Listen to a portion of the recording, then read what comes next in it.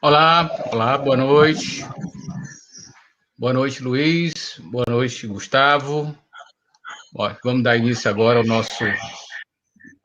Tá com um pouco de eco aqui, viu? Deixa eu ver se algum microfone, gente. Pediria que vocês desligassem o telefone, o microfone de vocês um minuto, tá? Dá um tempinho. Bom, vamos aqui iniciar o nosso mais novo colóquio, Focus Colóquio. Hoje um tema extremamente importante, né? Que é o futuro da economia diante dessa, dessa situação avassaladora, né, que arrasou economias mundo afora, e evidentemente que a nossa, em especial, uma economia como a nossa, que já vinha num processo de recessão, aí desde 2014, numa situação muito difícil, encarar uma, uma, as circunstâncias geradas pela pandemia é algo realmente muito difícil.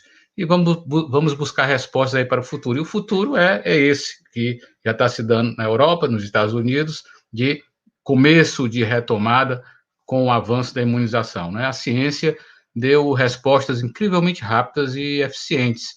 A vacinação contra a Covid-19 avança no mundo e no Brasil. Por isso, os analistas econômicos trabalham com projeções até otimistas, cujos resultados chegam ainda em 2021. Será?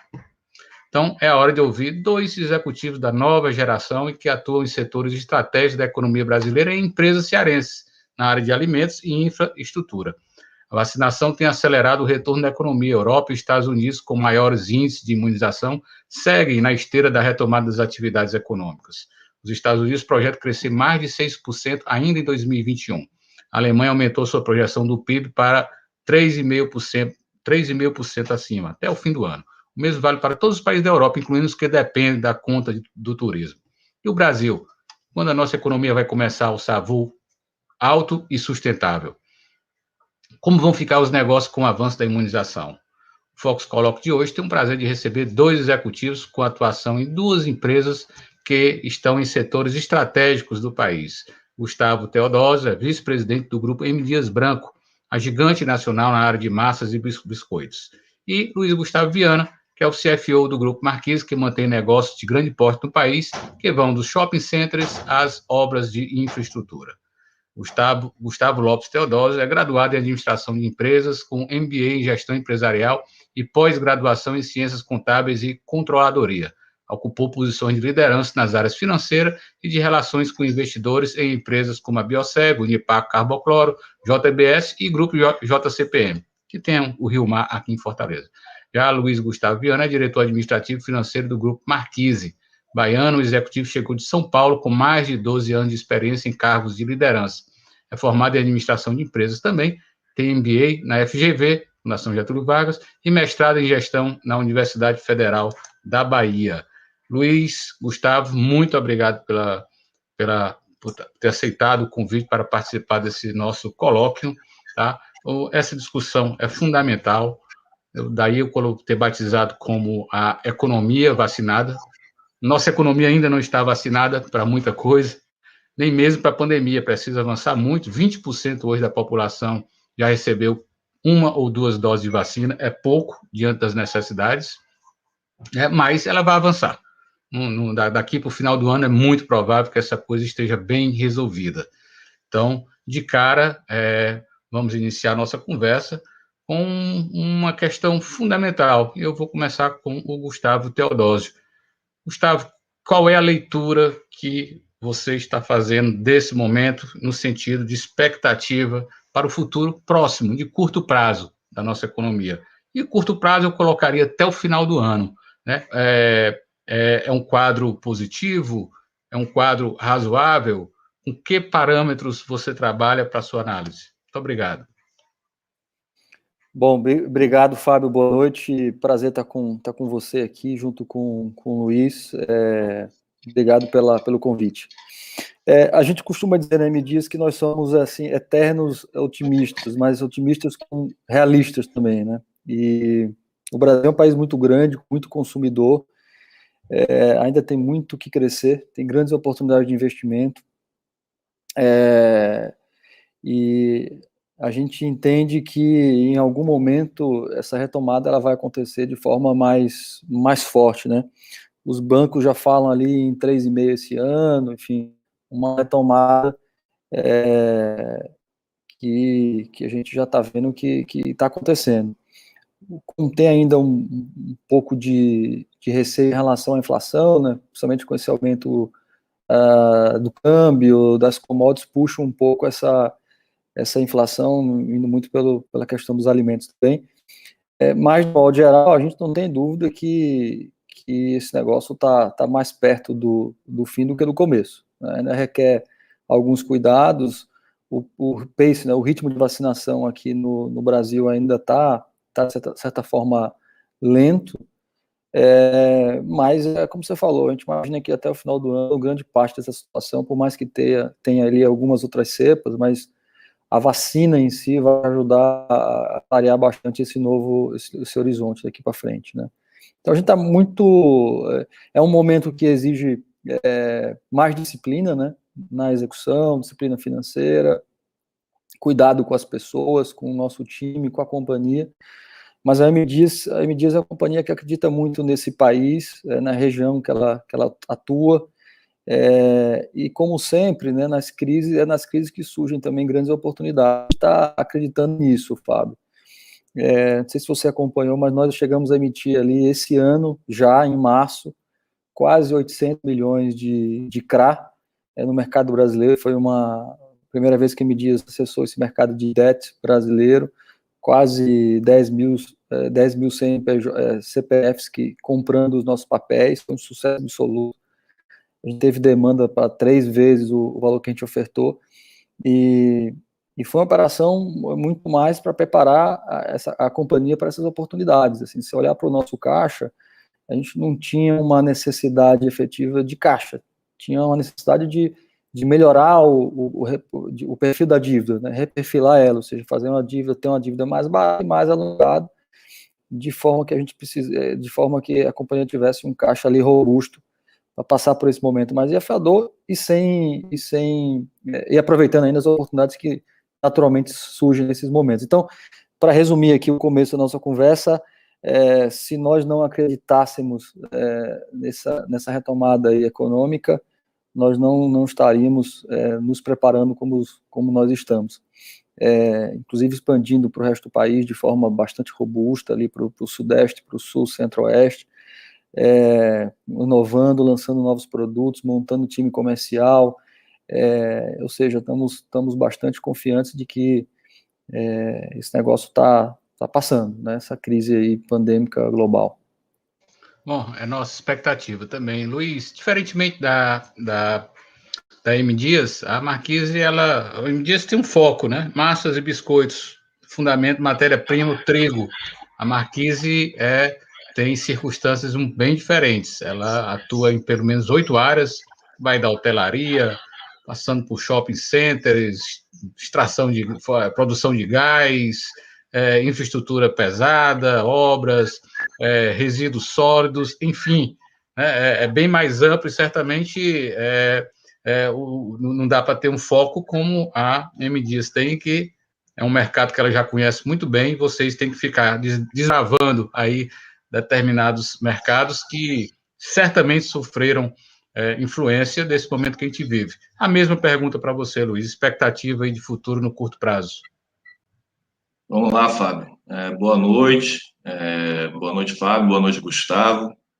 Boa noite a todos que estão nos ouvindo. Agradeço mais uma vez o convite. Estamos aqui novamente no Colóquio.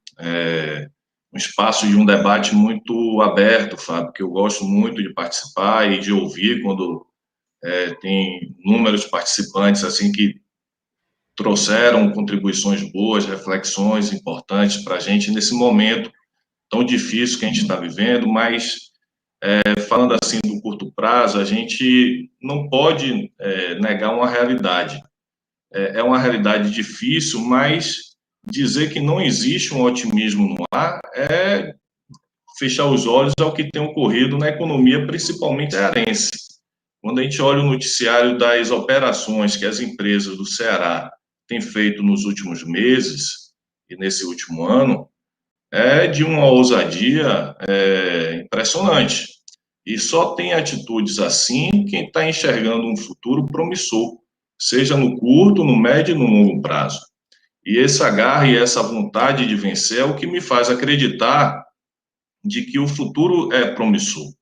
Eu sou um otimista também, mas conservador. A gente tem, nessa função nossa da área financeira, a gente tem que acreditar sempre nos projetos e nas empresas, porque essa é a razão de existir, a base econômica de tudo, é a expectativa, né? Por isso que esse é um dado tão importante na economia, qual é a expectativa do empresariado, qual é a expectativa do consumidor, e é isso que vai guiar a gente para todos os investimentos e tudo aquilo que a gente vai olhar para frente. Quando a gente olha um balanço patrimonial, o lado direito, que é o lado do passivo, ali tem um rol de entidades, pessoas e empresas que são aqueles detentores da expectativa para que o lado esquerdo, que é o lado dos ativos, traga um retorno esperado para eles. Então, estão ali fornecedores, funcionários, os acionistas, bancos, financiadores, etc. Então, quando a gente vê o que está acontecendo hoje na economia, sob o ponto de vista de investimentos, de compras, aquisições, aberturas de capital, isso é uma certeza que eu tenho de que a perspectiva futura, sob esse ponto de vista, é muito positiva, né? As estruturas econômicas que nós estamos vivendo hoje é que são desafiadoras. Não é são empresas sólidas, mas dentro de um mar revolto. As bases econômicas do país e do mundo não são das melhores. Está havendo estímulos em diversas formas nos bancos centrais, nas taxas de juros, isso não só no Brasil, no mundo e etc., buscando fazer com que os impactos dessa pandemia, que ele não pode ser negado, são impactos reais na economia real, não é na economia da bolsa de valores, não é na economia da cotação das empresas, é na economia real, naquele dinheiro que a pessoa tem para comprar um alimento, de comprar, fazer um investimento num apartamento, num imóvel, etc. Esse impacto existiu. O mundo meio que parou durante um determinado período de tempo, e essa conta está sendo jogada dentro dos balanços, mas, por outro lado, compensada com essa excelente expectativa sobre o futuro. E esse olhar para o futuro compensa um pouco desse dano que a pandemia causou nos balanços das empresas, nos balanços dos países, nos balanços dos bancos centrais. Então, a gente realmente precisa ter esse olhar otimista para o futuro, mas sempre olhando de que a realidade ainda é muito dura, sob o ponto de vista econômico, né, dos países, das cidades, né, da onde a gente vive, da economia familiar. A realidade ainda é difícil, mas, como o Gustavo bem disse aí, é nesse momento que surgem também belíssimas e grandes oportunidades. O Grupo Marquise se notabiliza com essas 8 áreas de atuação, de ser uma empresa que tem muita ousadia. É um dos lemas dentro da empresa, um valor da empresa, a ousadia com responsabilidade. Então, a gente, por ter 8 áreas de atuação, de certa forma, a pandemia, isso nos trouxe uma resiliência para aqueles setores que a gente atua, que foram mais afetados, e outros que não foram afetados, ajudou o grupo a passar por essa fase turbulenta muito bem, e preparados, talvez, para crescer ainda mais aí com as oportunidades que podem surgir. Ok, eu quero que vocês fiquem bem à vontade aí, quando quiser comentar, fala de um e tal, fiquem à vontade, tá bom? Eu sou aqui apenas um mediador, mas os protagonistas são vocês da nossa conversa. O Luiz já tocou num ponto aí que estava programado em minha cabeça de tocar, que é essa força da economia do Ceará, mas não quero a força do empreendedor cearense, né? Em meio a isso tudo que está acontecendo, um estado que tem apenas 2% da economia 2,1% do PIB brasileiro, consegue colocar empresas com tanta força no mercado nacional. Mas já lá no meio, para o final, da segunda metade do programa, que eu gostaria de tratar disso. Agora, eu queria perguntar uma coisa a vocês que passa por um pouco do contexto econômico e político do país. O ministro Paulo Guedes, né, entrou, era um quadro das ideias liberais no Brasil, né? Era um personagem que dizia uma frase que eu gosto particularmente dessa frase, né? Mais Brasil e menos Brasília, mas parece que ficou menos Brasil e menos Brasília, né? Gustavo, sua avaliação sobre a atuação de Paulo Guedes, por favor. Olha, Fábio, primeiro acho que é importante, assim, né, a companhia, a gente Gustavo, procura... só sem querer interferir, já interferindo, uma empresa como a M. Dias Branco, que depende muito do câmbio, né? E com a política desenvolvida ali pelo Paulo Guedes, saímos aí de 4 para quase 6 em determinados momentos, não é? Mas vamos lá. Sim, exatamente. A gente saiu de 4 para quase 6. Esse ano, se você pegar ali no comecinho, todos os bancos já estavam apontando por um câmbio próximo de 5 ali no final de dezembro de 2021. Alguns bancos até falando um patamar abaixo de 5. E o que a gente viu foi ainda um spike ao longo do ano, né? Dadas essas confusões todas de mundo e Brasil. Mas assim, eu acho que o governo está super bem intencionado. A gente não, a nossa visão Fábio, que a gente, independente de governo, a gente tem que fazer a nossa parte, né? Não dá para ficar esperando sentado na cadeira que o ambiente político resolva essa questão. Então, tá difícil, quer dizer, o câmbio ele impacta muito a nossa companhia, porque nós somos uma consumidora grande dos commodities, né? E eles são todos negociados em dólar no mercado internacional. Você falou do trigo, mas não é só o trigo. A gente tem o trigo, a gente tem o cacau, que entra nos recheios dos biscoitos, a gente tem o açúcar, também é outra commodity negociada em dólar, a gente tem o óleo de palma, que vai para as margarinas, para as gorduras, enfim. Então você teve 2 movimentos de alta no mesmo momento, o que é difícil de acontecer, quer dizer, uma alta que tem perdurado, que é a alta das commodities, começou lá atrás ainda com a trade war ali entre os Estados Unidos e a China, né? Não sei se vocês lembram ali do Trump brigando de forma importante com China, já mexeu um pouco nesse mercado global das commodities, depois veio a pandemia e sempre essa discussão de quando volta consumo e ainda com alguns hedge funds ainda fazendo algumas apostas e mexendo bastante com esse mercado cambial. Então, junto com isso tudo, o cenário brasileiro doméstico ainda muito confuso, né? Acho que a gente partiu bem ali com as aprovações de algumas reformas, a previdenciária, enfim. Mas ainda você vê muita discussão entre legislativo, executivo, judiciário, a coisa vira e mexe, entra uma discussão no meio do caminho que atrapalha um pouco essa questão cambial, né? É um clima de instabilidade ainda. Isso não é fácil para as empresas tocar o país com um clima de instabilidade que prevalece, não é? E não é de hoje, já faz desde 2014, não é? Pois é, e você sabe que numa empresa de capital aberto, o que mais o investidor quer é previsibilidade. Porque... E segurança na verdade, jurídica, né? Que não temos isso. também. É isso. Então, o que a gente está fazendo, assim, independente da performance do Brasil, dessa questão política, a gente não gosta muito de entrar, o cenário é desafiador. O que a gente tem feito para neutralizar um pouco desses efeitos cambiais e de alta de commodities a gente instaurou no ano passado, ali em junho, aprovado em conselho, uma política de hedge que a companhia passou a seguir de forma bem importante. Então, isso dá um pouco de previsibilidade. Você não neutraliza o efeito cambial, não neutraliza o efeito da alta das commodities, mas pelo menos você minimiza um pouco e entrega um pouco mais de previsibilidade. É o que a gente tem feito.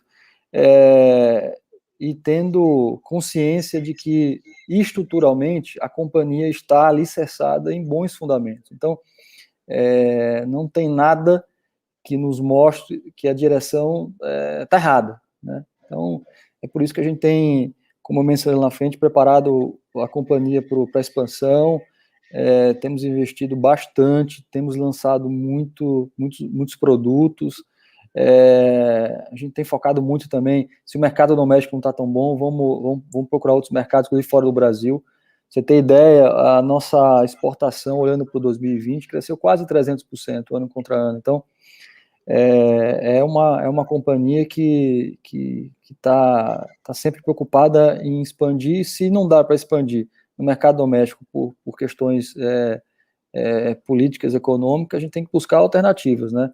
A mesma coisa do lado dos custos e despesas. Se tem uma alta de câmbio, uma alta de commodity, o que eu preciso fazer para minimizar esses efeitos, controlando coisas que estão sobre o meu controle, sobre o controle da companhia, né?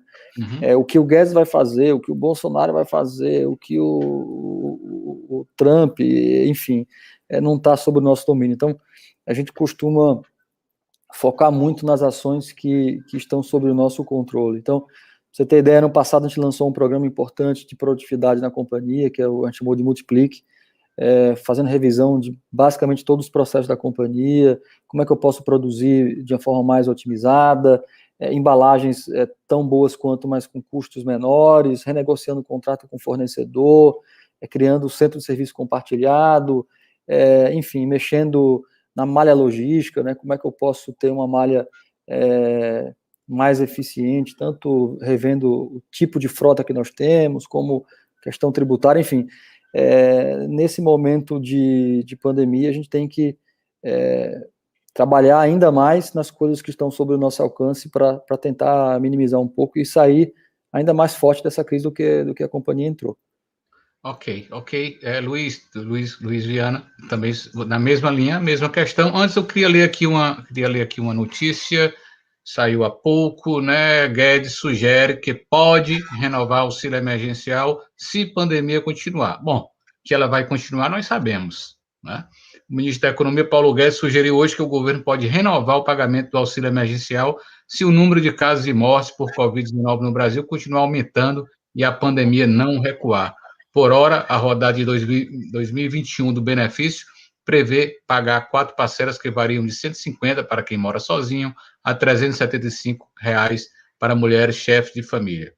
Aí ele disse o seguinte, o ministro Paulo Guedes, isso, o auxílio, é uma outra conversa, depende da pandemia. Se a pandemia continuar conosco, mais uma vez eu repito, ela vai continuar. Não há chances de não continuar no curto prazo. Nós temos que ir renovando as camadas de proteção.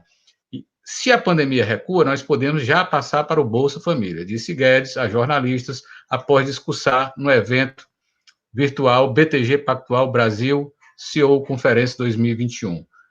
Luiz, por favor, sua leitura. Bom, Fábio, eu fico um pouco mais à vontade de falar, porque eu entendo a posição do Gustavo, ele está representando uma empresa de capital aberta, é mais complicado e eu respeito essa posição. Mas em relação ao que a gente enxerga, e é uma opinião muito pessoal minha, é que não existe um governo Bolsonaro ou um governo federal, existem vários governos ali. A gente pode falar do governo sob o ponto de vista da economia, a gente pode falar do governo sob o ponto de vista dessa guerra de narrativas que existe, que é o que o próprio ministro Paulo Guedes fala com frequência, que uma coisa é a informação, outra coisa é o ruído, né, que atrapalha essa informação, atrapalha os projetos que o governo tem tentado entregar, atrapalha até mesmo o espaço do diálogo, né? Então, essa guerra de narrativas é esse ruído que eu acho que atrapalha muito e o próprio governo perde, simplificando discussões de posicionamentos que ou é de um lado ou é do outro, sendo que existem 50 matizes de possibilidades de posicionamentos ideológicos dentro desses dois extremos, da esquerda, como se fosse uma esquerda extremada, da direita, como se existisse uma direita extremada. E não é nada disso, é somente uma polarização antagonista que, na minha interpretação, é irracional, burra, porque todos perdem, né? Não se constrói, na verdade, é uma destruição de valor nesse processo. Por outro lado, tem um outro governo que a gente enxerga e a gente atua, que ele funciona, né?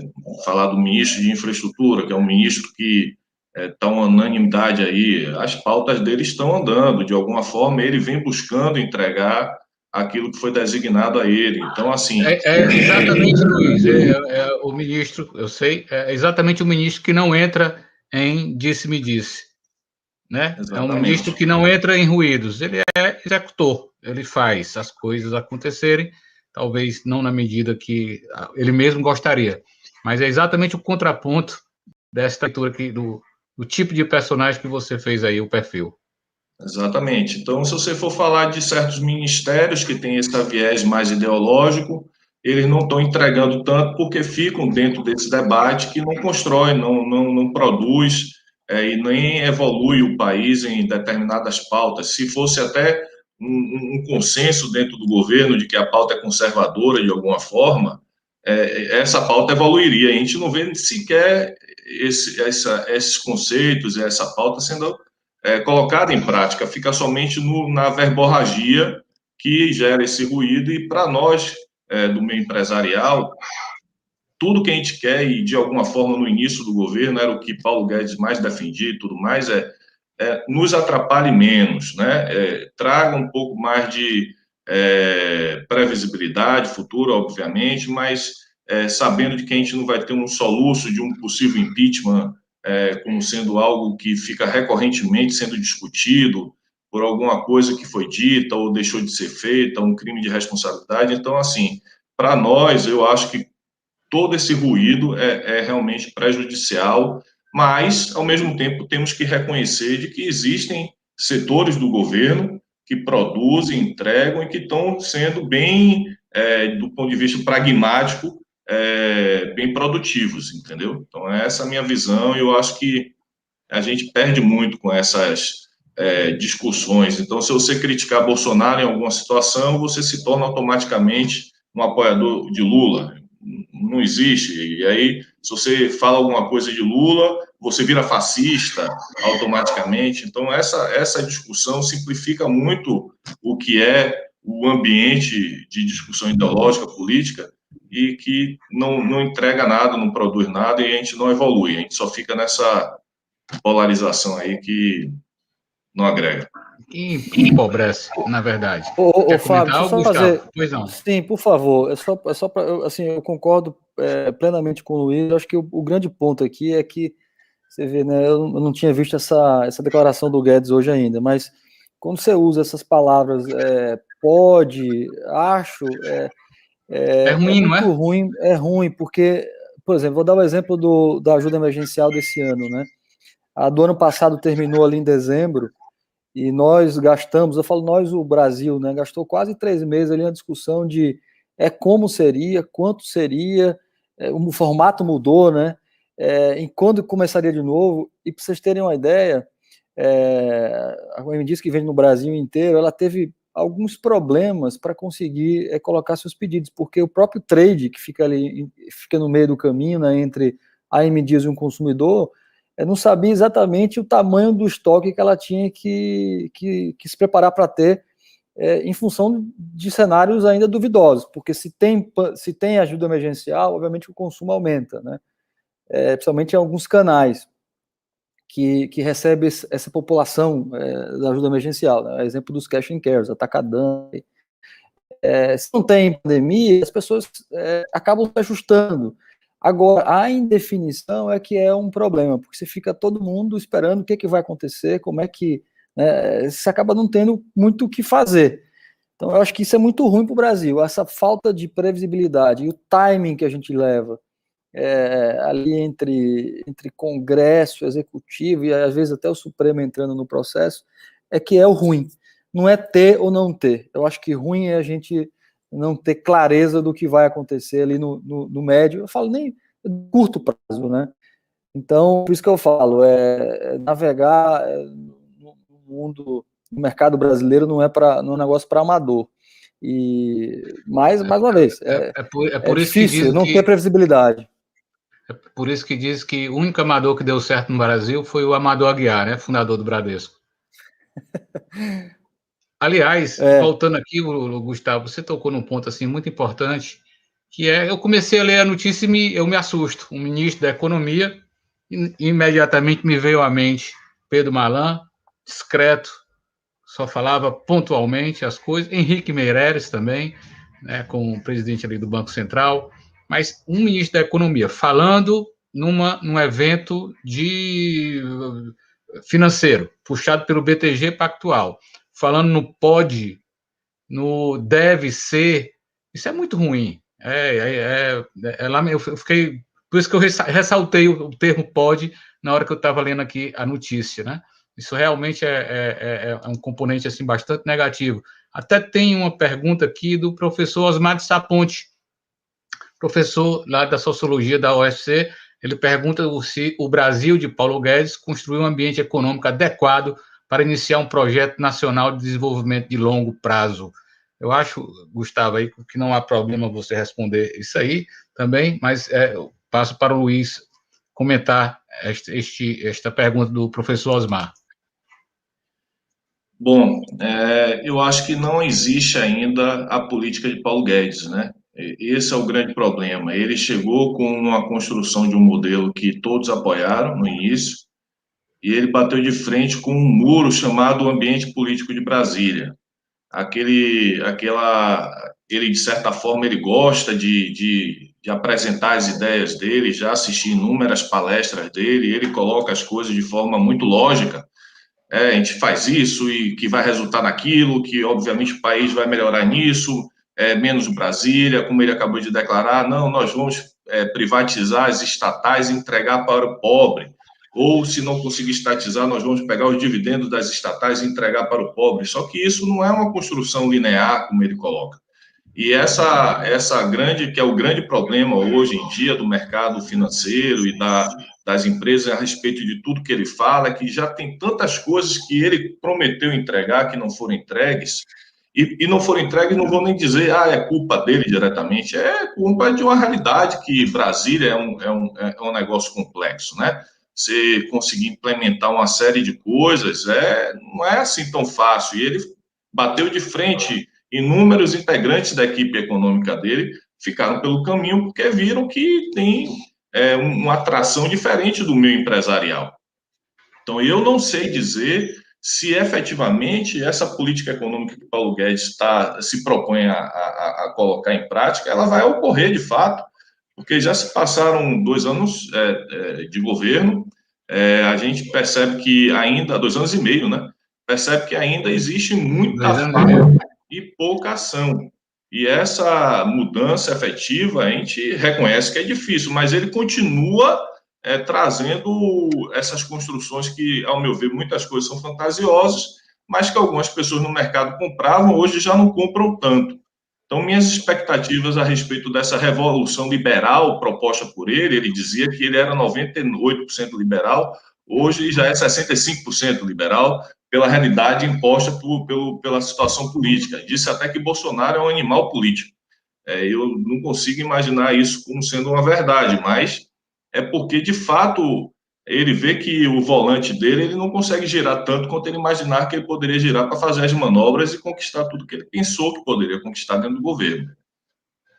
Ok, Luiz, o animal político, na minha opinião, é aquele que constrói consensos, né? Não é bem uma característica do presidente Jair Bolsonaro, não. A gente falou há pouco do ministro da Infraestrutura, sem dizer o nome dele, Tarcísio Gomes de Freitas, é um dos bons ministros do governo, é um cara de ação, está sempre, não se mete em pequenas coisas, em picuinha, e toca o que tem que tocar, o que está ao alcance dele tocar. Mas, Gustavo Teodósio, por favor, esse comentário aqui, esse pedido de pergunta aqui do professor Osmar, lá da UFC, se o Brasil de Paulo Guedes construiu um ambiente econômico adequado para iniciar um projeto nacional de desenvolvimento de longo prazo.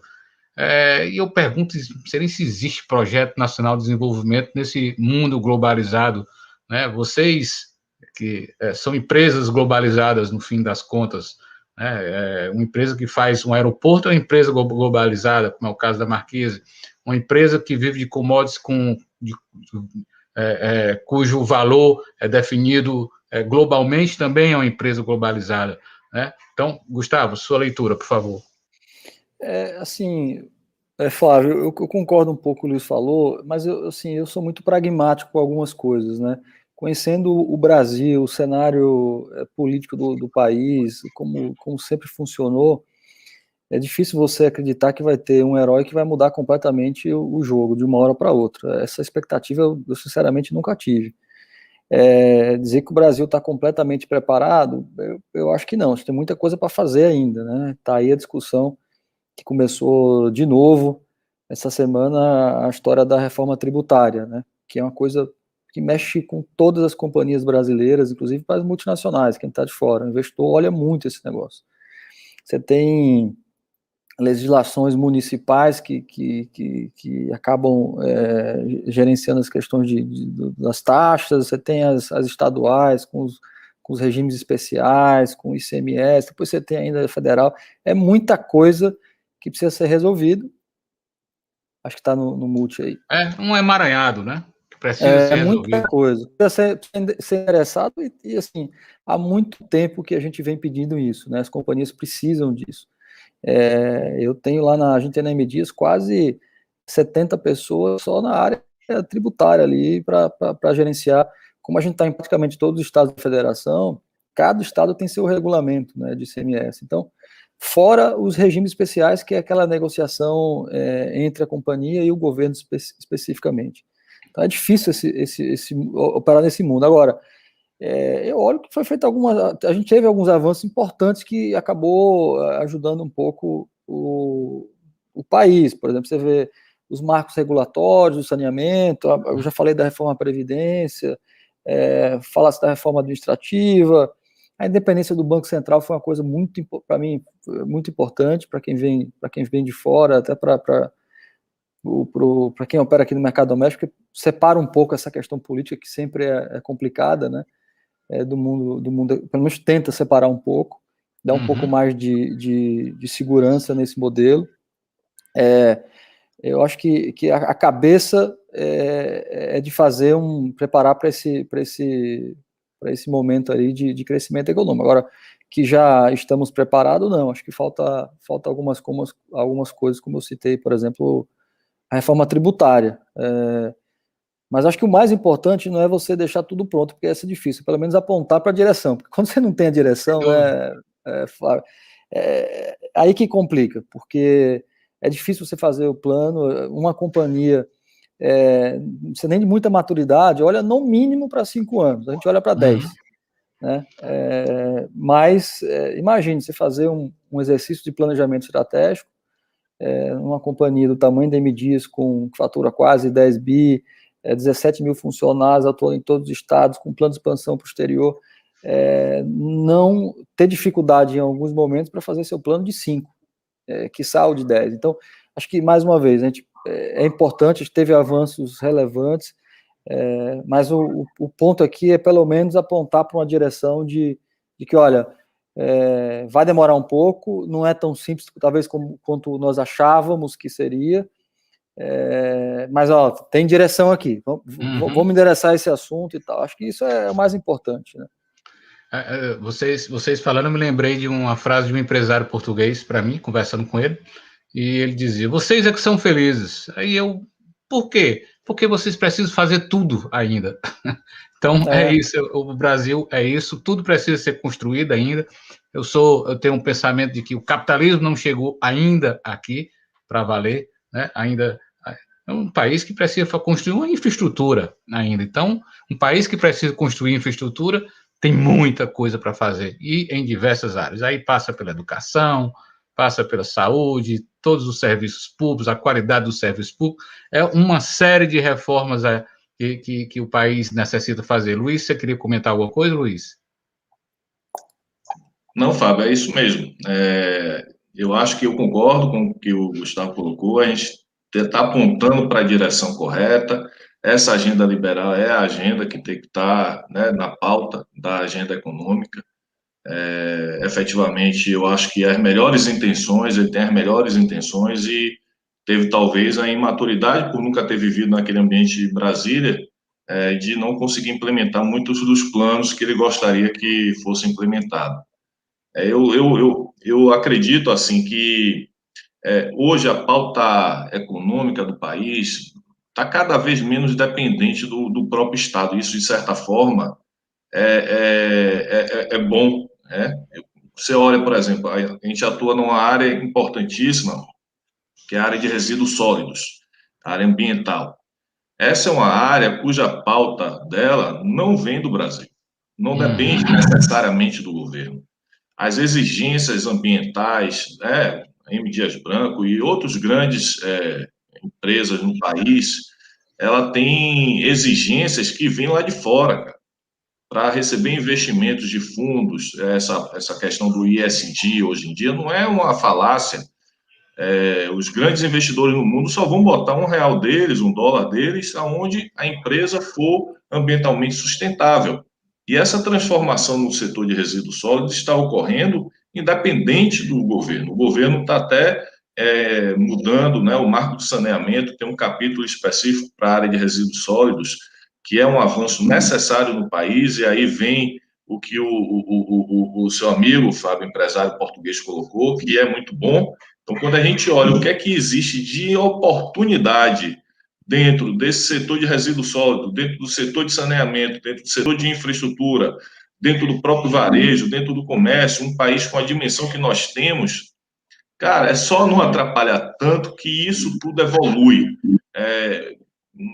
Aí o outro lado negativo, por exemplo, a gente fala, pô, nosso país nunca teve juros tão baixos. Mas será se os juros efetivamente estão baixos? Quando a gente olha a nossa curva de longo prazo, são juros altíssimos, né? O que está sendo, o nosso juros está baixo é a taxa Selic, mas o juros de longo prazo é um juros caro para o Brasil ainda, né? Você olha uma taxa de juros de 10 anos, são 9%, para uma Selic, que agora está de 3,5%. Então, assim, e o que é que faz com que essa taxa de juros longa esteja tão alta? O que faz é esse ruído da insegurança e da instabilidade. Se todo mais estivesse um pouco mais tranquilo, a gente conseguiria investimentos de longo prazo com recursos mais baratos que viabilizariam muitos desses projetos que o Brasil tanto precisa. Então, é um terreno fértil, a gente só precisa que o mar fique um pouco mais tranquilo, porque as empresas que são excelentes barcos, principalmente as empresas aqui do Ceará, que me surpreendeu demais essa experiência de vir para cá e conhecer esse ambiente econômico daqui, elas são excelentes barcos e vão conseguir navegar tranquilamente sem que haja dificuldades de implementação de gestão, de produtividade, de avanço tecnológico, de inovação. Essa parte aí pode deixar que as empresas cuidam. A gente costuma dizer aqui, só para complementar um pouco, que é assim que a gente transforma as companhias, né? Porque se tiver o mar calmo, a tendência é que você se acomoda naturalmente também, né? E o marinheiro bom é aquele marinheiro de mar revolto, porque é ali que o cara pode botar em prática suas habilidades. Então, eu acho que a gente evoluiu muito esse último ano. Esse ano, agora de 2021, também está sendo bem desafiador, porque, mais uma vez, as commodities continuam alta, né? O ciclo ainda está um ciclo de alta, o câmbio ainda não está em patamares bastante elevados ainda. Então, a gente está tendo que se reinventar quase que diariamente. Agora, eu acho que o que o Luiz falou é fundamental. Quer dizer, o Brasil é muito maior do que isso. O Brasil é muito rico, tem uma população muito grande para consumir tudo que se produz. O agronegócio brasileiro é um negócio sensacional. Se tiver infraestrutura adequada para escoar, custos adequados, assim,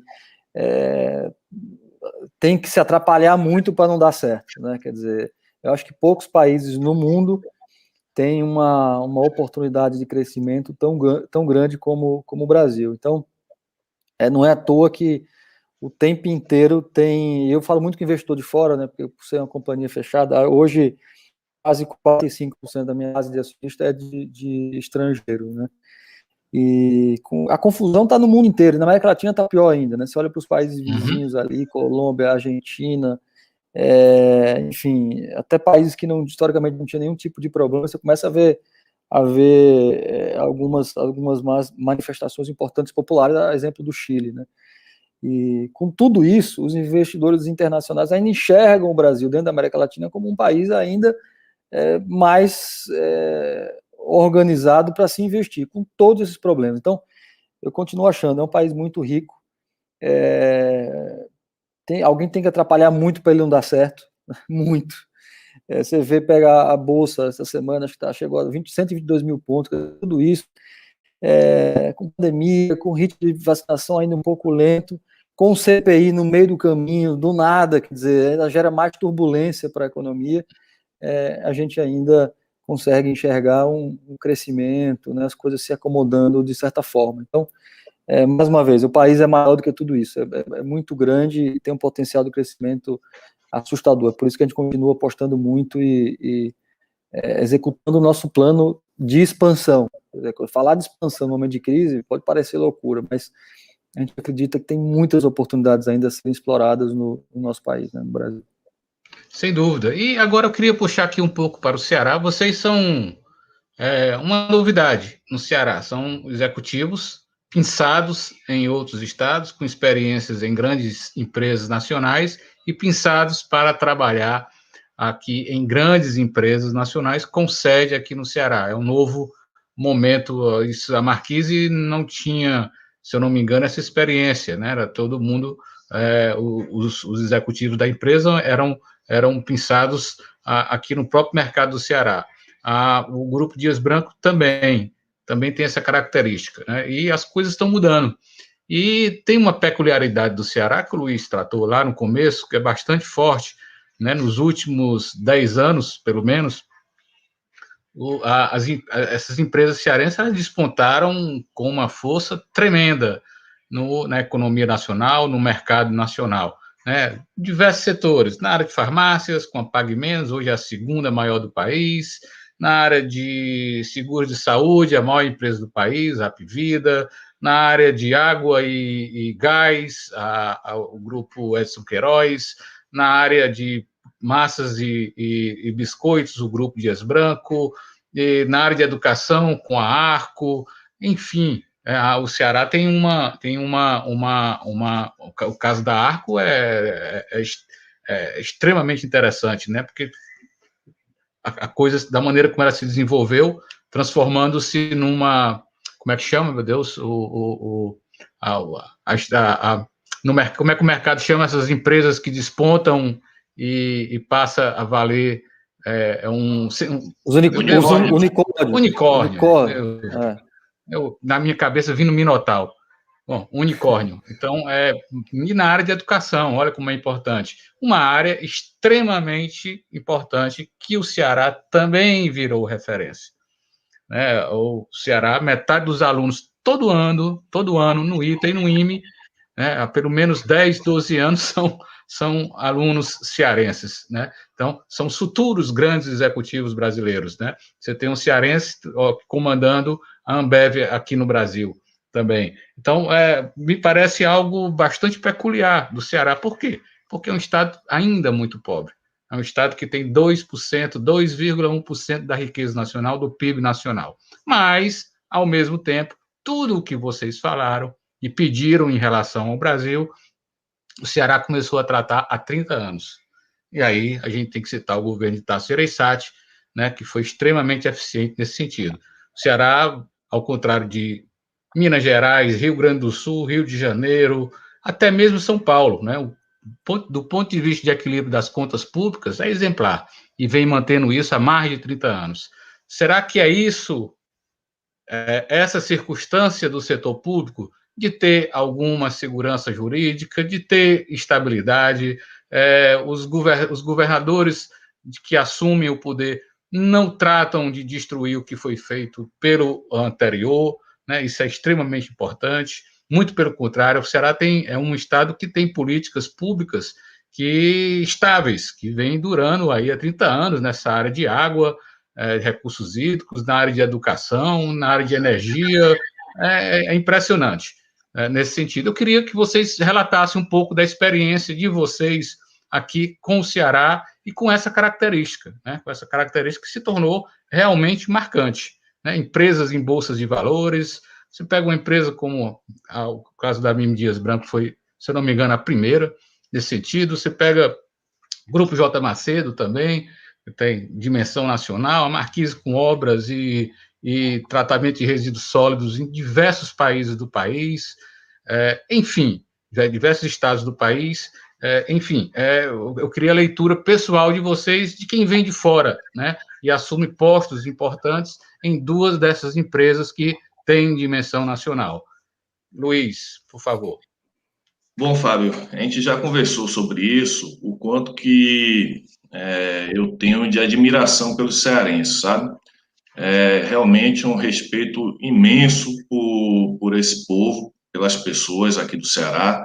Você me falou que qual é a razão disso, qual é o segredo do sucesso do Ceará, dessas empresas que têm histórias aí fabulosas e um ambiente empresarial também muito bem estruturado, né? Não é um ambiente hostil, que as empresas não se comunicam, que os empresários não se falem, não troquem experiências, muito pelo contrário, é um ambiente de respeito e de troca, e que eu vejo que há diálogo entre esses empresários dos mais diversos setores, às vezes até dentro do mesmo setor, que eventualmente são concorrentes, mas esse respeito e essa admiração, essa é uma palavra importante, que eu acho que a gente sente muita falta no Brasil.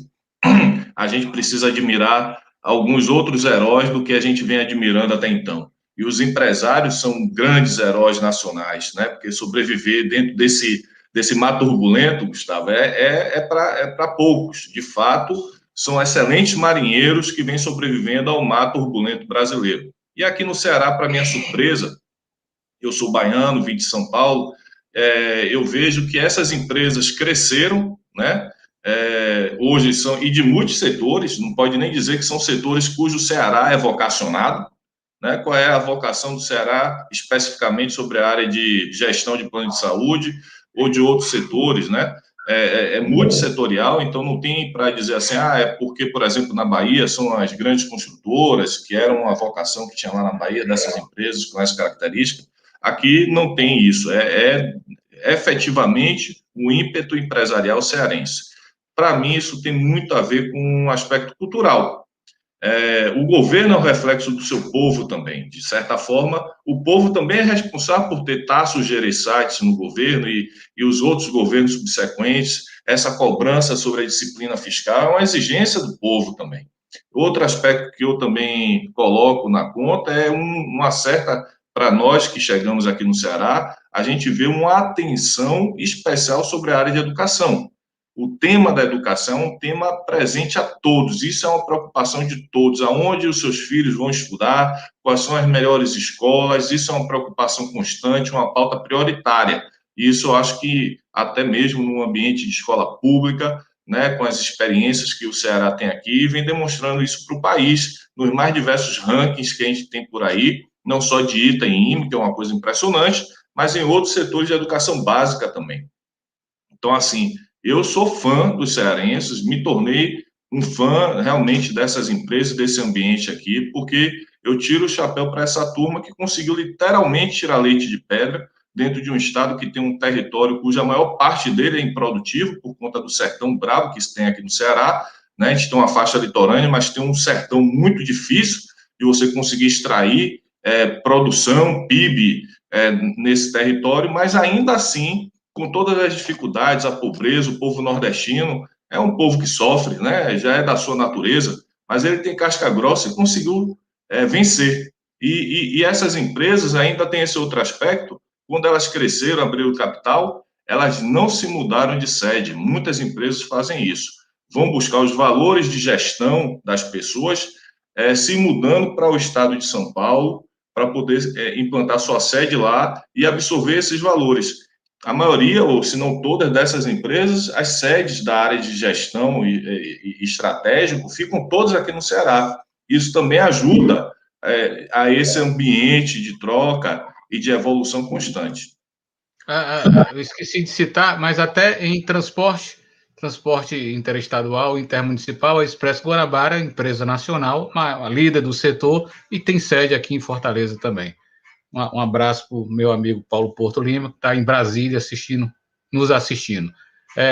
Gustavo. Eu acho que eu tô com o Luiz, assim, foi uma surpresa muito, muito grata a convivência com o povo daqui, né? Eu acho que o cearense, ele é diferente, assim, ele até talvez por essas questões, esses desafios climáticos todos, o sertão, desde lá de trás, né? É um povo que teve que trabalhar muito e como o Luiz falou, tirar leite de pedra, quer dizer, é um povo que, por natureza, é muito resiliente, ele é empreendedor, ele além de pensar, mas ele faz, ele bota a mão na massa, ele é inquieto, né?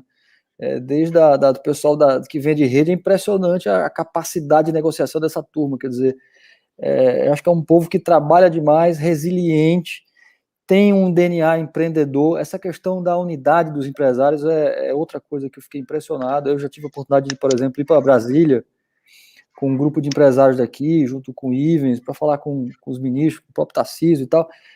Mas, assim, grande parte da pauta não é uma pauta da M. Dias, não é uma pauta da empresa A, B ou C, era uma pauta do Estado, quer dizer, o que a gente pode fazer para melhorar a infra, né?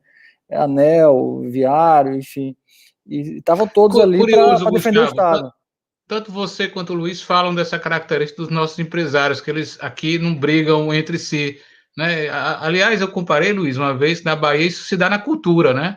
Lá é todo mundo muito unido nessa área de cultura. Aqui na área de empresas e negócios, os empresários, eles sabem trabalhar juntos, não é? Eu acho, sim, que eles se ajudam, eles se juntam para defender o Estado, né, para trazer as coisas para o Estado. Realmente não é algo que você encontra em todos os estados brasileiros. Então, acho que essa é uma diferença. E, além de tudo, é um povo que recebe muito bem. O povo primeiro abre os braços para te dar um abraço, depois pergunta quem você é. Acho que a receptividade que eu tive dentro da companhia, e mesmo em eventos fora da companhia sociais, assim, a impressão é que é um povo que recebe muito bem. O cearense tem essa característica, né?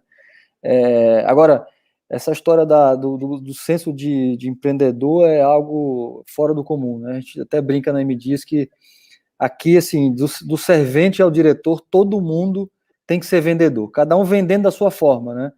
É o servente que vende no ônibus o quanto a companhia é boa para atrair mais talento, é o cara que vende o biscoito efetivamente ou a massa, eu que vendo as ações da companhia para os investidores, mas eu acho que essa cabeça de empreender, de estar buscando crescer, sem perder raízes, tendo orgulho da terra, né? Esse negócio de mudar sede, falar com orgulho que nós somos aqui, que dá para ter sucesso em regiões que não estão ali no centro da economia brasileira. E, enfim, surpresa super positiva com o ambiente que eu encontrei aqui, mas eu diria que o que é o diferencial? Eu tô com o Luiz, não é governo, não é assim, são as pessoas, porque no final todas as organizações, os governos, são as pessoas, né? No final, quem toca tudo isso são as pessoas. Acho que o cearense é um povo que sofrido, mas é resiliente, está no DNA, é empreendedor, é vendedor, recebe bem, se comunica bem, fala bem. Tá aí, o sucesso não são as máquinas que levam as empresas a expandir, as empresas a crescerem, realmente as pessoas, elas que fazem a diferença. Acho que é o sucesso aqui do Ceará, não tem outra, para mim não tem outra explicação, a não ser as pessoas que tocam as companhias. Que bom ouvir isso de vocês. Só lembrando que um dos admiradores aqui deste projeto de educação do Ceará é Jorge Paulo Lema, né, o homem mais rico do país, não que é o que menos importa, mas sim a estruturação de empresas que ele faz, e ele costuma dizer, ele está pegando esse exemplo de Sobral, né, e está levando para 200 cidades, né? Ele disse que o Brasil ele usou essa frase, né, que o Brasil tem que se transformar numa grande Sobral, né? Está aqui a frase dele, é possível que o Brasil nunca vire uma Singapura, mas já seria ótimo virar uma grande Sobral. Bom, quando se fala de Sobral, é em função desse projeto de educação que foi estruturado lá, né, e foi espalhado para as outras cidades do estado e que virou referência nacional. Bom, aí 1 minuto, 30 segundos, que vocês quiserem falar, terminamos o nosso programa, chegando aqui perto de 1 hora, já passou bem rapidinho. Eu queria que o Luiz aí se despedisse e o Gustavo também, por favor. Não, só agradecer, Fábio, mais uma vez, essa experiência de estar aqui, conhecendo o Gustavo Teodósio, que é um cara que eu admiro, está lá comandando uma empresa enorme, orgulho dos cearenses, então, em algum momento, quero a gente tomar um café, a gente se encontrar, para a gente trocar uma ideia. Agradecer o seu convite, Fábio, esse espaço aqui do colóquio, nós somos apoiadores, porque a gente enxerga o valor disso. Isso aqui tem um valor gigantesco que precisa desse incentivo seu para que tudo aconteça. Então, agradecer a Marquise por ter me trazido, eu estou tendo essa oportunidade, agradecer a Zé Carlos, Zé Erivaldo, por estar aqui, podendo contribuir um pouquinho, que seja para ajudar a empresa a crescer e evoluir, se perpetuar e a gente, né, alcançar todos os objetivos que eles têm. Só ressaltando que tanto a Marquise quanto a Dias Branco são patrocinadoras do colóquio, empresas que agradeço muito a atenção dispensada, e a ideia do programa do Fox Colóquio é exatamente essa, trazer esses grandes temas aí para esses grandes debates fundamentais e com pessoas com relevantes em seu trabalho, em suas funções, e que, enfim, saibam multiplicar aí o conhecimento e a capacidade de trabalho delas. Gustavo, por favor. Obrigado, Fábio, pelo convite. Assim, conte com a gente sempre que precisar. Vai ser um prazer estar aqui com você. Dizer que a M Dias, apesar do momento um pouco mais desafiador, continua muito inspirada e com vontade de crescer, de investir com responsabilidade, né? Sempre ajudando a comunidade que está inserida. Ela tem convicção do papel social que ela exerce, né? E precisa exercer sempre. Então é crescer, mas dividindo, ajudando o desenvolvimento das pessoas, principalmente aqui no Ceará, onde tudo começou. Então, dizer um tchau aqui com muito otimismo e na certeza que o Brasil vai melhorar e nós vamos continuar crescendo de forma importante ao longo dos anos. Muito obrigado. E Luiz, vamos trocar aqui o WhatsApp, a gente marca assim um café, vai ser um prazer te conhecer também, e a gente vamos manter o contato. Obrigado, Fábio. Eu passo o WhatsApp de vocês um para o outro, tá bom? Muito grato. Obrigado a vocês pela participação. Em breve faremos aí um novo episódio, já mais perto do final do ano, para saber se é o que a gente tratou agora, se as expectativas geradas, elas chegaram perto ou foram atendidas, tá bom? Muito obrigado. Obrigado, pessoal. Abraço, Luiz. Prazer. A segunda onda de Covid veio ainda mais forte e contagiosa. Os casos se multiplicam, mas o governo do estado redobra os esforços contra a pandemia. Já são mais de 5.000 novos leitos para a Covid entregues em todo o Ceará, cerca de 1.300 deles de UTI. Os profissionais de saúde estão trabalhando além do limite, mas para vencer essa batalha, precisamos de cada cearense. Faça a sua parte. Respeite o isolamento social. Governo do Ceará. Nossa prioridade é salvar vidas.